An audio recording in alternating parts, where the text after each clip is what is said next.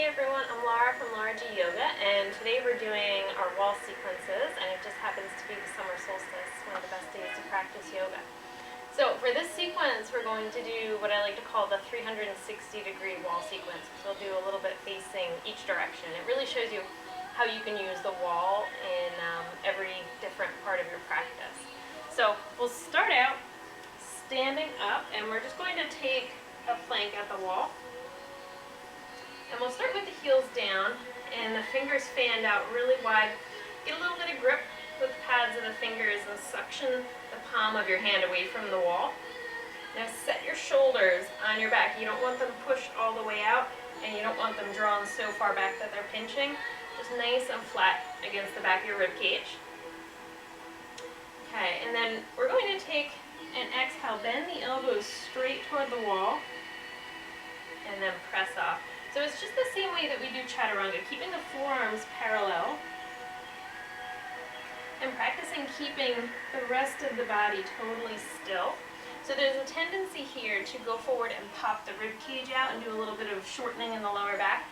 So I want you to think about drawing your rib cage back right at the bottom and keeping a very straight line through your whole body so that nothing else moves except for the elbows bending and straightening. Okay, now I like to do this up on my toes to add a little bit of extra work for the calves.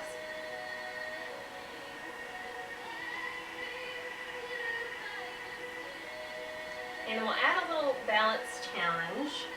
So you're going to push off the wall, try to find your balance. Roll the elbows out and the fingertips in. Push off, find your balance, rotate the hands. It's almost like you're floating or hovering for a second in between that transition.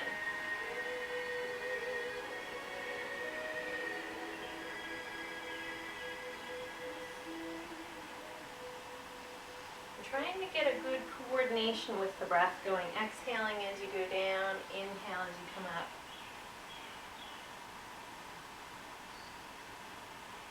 Okay, one more of these. Hold it there, drop the heels.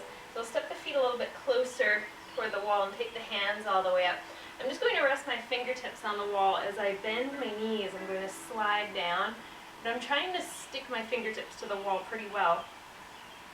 And that way I get some tractioning through my upper body. Dropping some weight down into my hips. And then I'll come up. Get a little closer to the wall, bring the hands right about shoulder height, drop my chest into the wall, and then lift my head. I'm squeezing my elbows in and down toward the floor. Get a little bit of a back bend. So make sure you pull out of your lower back, and I actually like to practice this one on my toes too. I like anything that helps to engage the inner thighs. Now hands onto the wall, walk the hips back until you find a nice 90-degree angle. Fan the fingers out, push them into the wall, reach your sitting bones back.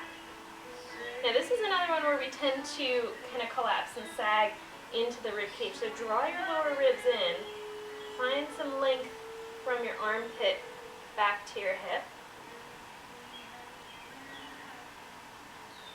And then we'll go ahead and take the right leg back, a nice warrior three. So this is a great way to create extra space in the body. You're pushing the hands into the wall and reaching back through the toes on the right foot. And then we'll drop the right foot down. Take the left leg back.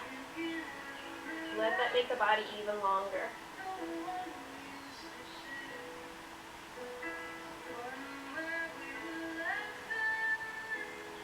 Release that foot down. Now step the feet a little closer into the wall, and then start to walk yourself down into a squat. So you're bending your knees and trying to press back into the sitting bones as the hands are pressing into the wall.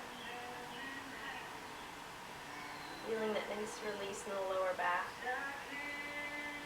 And then we'll walk it up. Okay, so let's turn over to the side. I'm going to take my left fingers down a bit, take my right arm up to the ceiling, And just feeling that line down the right side of the body to the outside of the heel. Take your right leg, cross it in front, and then slide over toward the wall into a nice side bend. And I'm turning my head to kind of look up toward the corner of the room, and that helps to roll my top shoulder back more. So we don't want to collapse into the side bend. So come back up, you can parallel the feet, and then I'm just going to bring my hands toward the wall so that I'm getting a little bit of a twist, and I'm going to walk my feet farther out toward the right.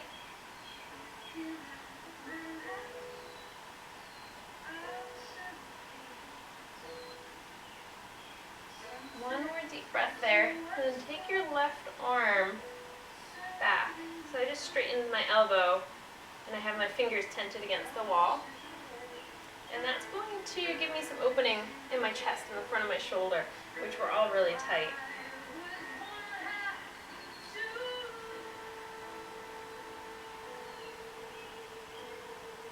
And then I'll come back into center, and then over to the other side.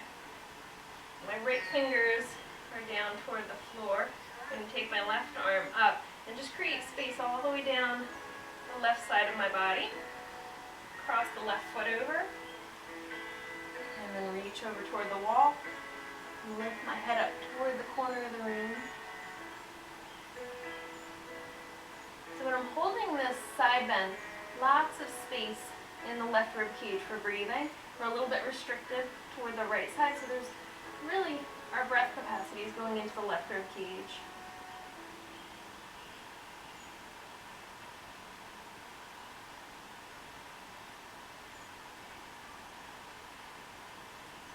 Inhale, come back up, parallel the feet, and then bring the hands to the wall. So my hips are still squared out toward that way, and I'm just rotating my shoulders around to get the twist. You can even take your left hand, grab a hold of your right hip, and very gently pull it forward to make sure that it's not scooting back and following you into the twist.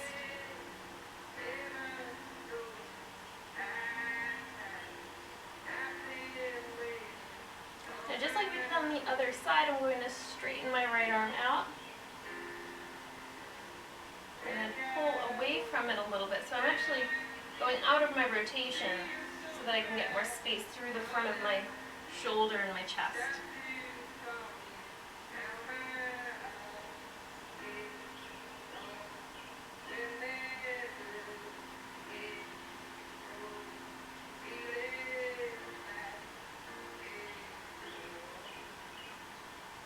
And we'll come back into center. And let's turn back to the wall. And we're just going to start out by rolling the hands out. And what I'm trying to do is set my shoulder blades into the wall to make sure that they're flat. And then drawing my bottom ribs down and finding a neutral alignment with my pelvis so that there's some space in between my lower back and the wall. And then I'm rolling my thumbs back toward the wall so that there's this opening across my chest. And then you also want to do a little tuck with your chin. So we tend a lot of times to push our chin too far forward or look up toward the ceiling. So this is a great time to press the back of the skull into the wall to get some length in the back of the neck. And then we'll step the feet just a few inches out from the wall so we have some space to work with. And then we'll come down about halfway, and you might need to adjust if you feel like you're being thrown off balance. Move your feet out a little. I'm going to tent my fingers onto the wall. Draw the belly up, draw the shoulder blades together, and try to create space in between the tops of the shoulders and the back of the skull.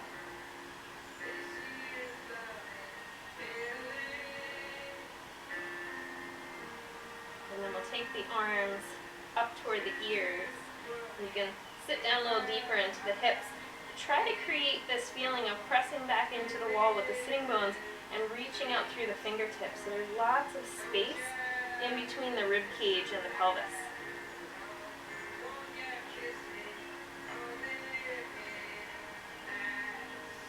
Good. Release the arms, sink the hips down, move the feet out so that the ankles are right underneath your knees, and we'll take the arms up to table height. So what you're trying to do here is draw the head of the arm bone back, but at the same time fan the fingers and reach forward. So again, we have this kind of tug of war action going on that creates space and length. And this is a really great place to practice engaging your belly. See if you can exhale and sink yourself a little lower to make it really challenging on your thighs. Then reset the shoulder blades.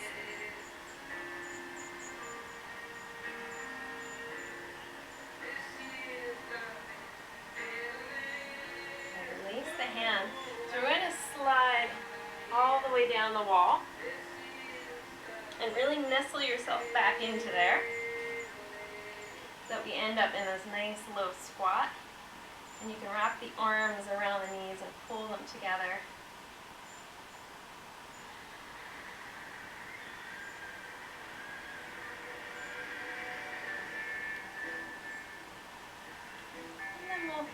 Open the knees out to the sides, and I'm going to scoot my hips back even more so that I'm really flush with the wall. Set my shoulder blades back.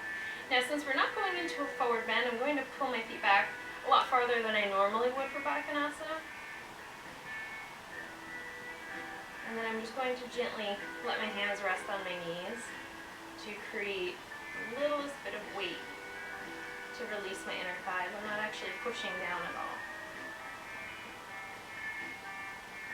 Now when you're here, we're working on bringing the back of the skull toward the wall, and I'm also trying to set my shoulder blades into the wall.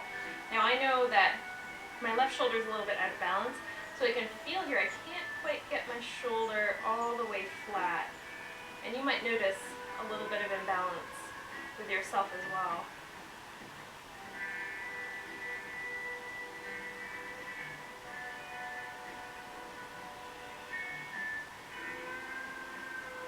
More breaths here. Just letting your hips soften.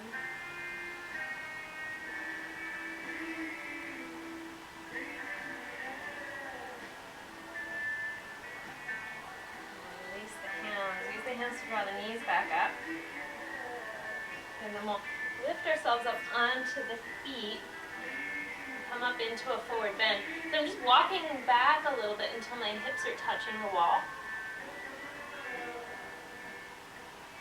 And then I can hang into a forward bend. I'm going to bring my hands back onto the wall and just fan my fingers out. A little bit of pressure into the hands. Inhale, I'm going to lift away from the wall. Exhale, release back down. Inhale, find that 90-degree angle, engage the shoulder blades. Tips of the fingers reach to the wall. Exhale, release back down. One more time like that. Inhale, lift halfway up. Lengthen away from the wall. Exhale it down. This time we'll inhale and come all the way up. And down into the heart. Okay, so let's take the right foot. I'm just going to bend the knee. Bring the top of the foot onto the wall. Which right there, you might start to feel a really good quad stretch. It's pretty intense like this. And then we have a few different arm positions that can help you here. You can bring the fingertips onto the wall and just work on keeping the rest of your body in good posture and making sure that your hips aren't getting out of alignment. Try to stay really square here. Tuck the tailbone down a bit and lift the pubic bone. That'll give you more stretch through your hip flexors. Make sure that you don't overarch your lower back and give into that tightness. You can always hop your standing leg a little farther away from the wall if you need more space. Okay, the other option is if you want to take the arms up and go into a gentle back bend, reaching the fingertips toward the wall. But be very aware of what your lower back is doing when you do that.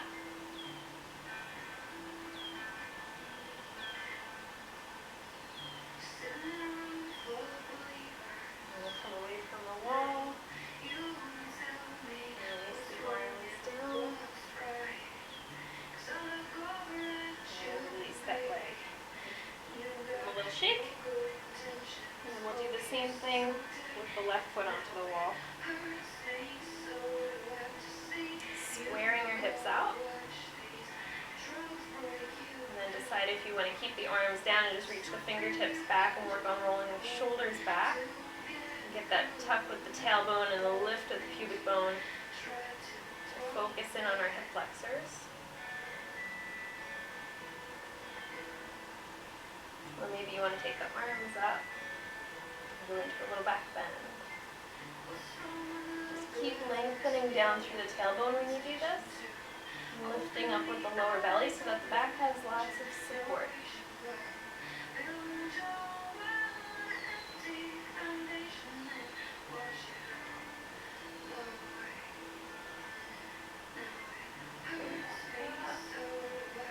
Releasing the arms down. Release the left leg, give them a little shake. So then we'll take the arms up and then just do a very gentle, regular back bend.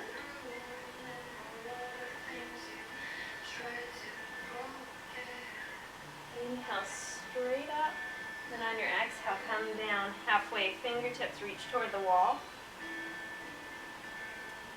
And you can inch back if your sitting bones aren't quite hitting the wall, just inch the feet back until you have a little gentle pressure there. And that just gives you the reference point of what you're reaching out and away from.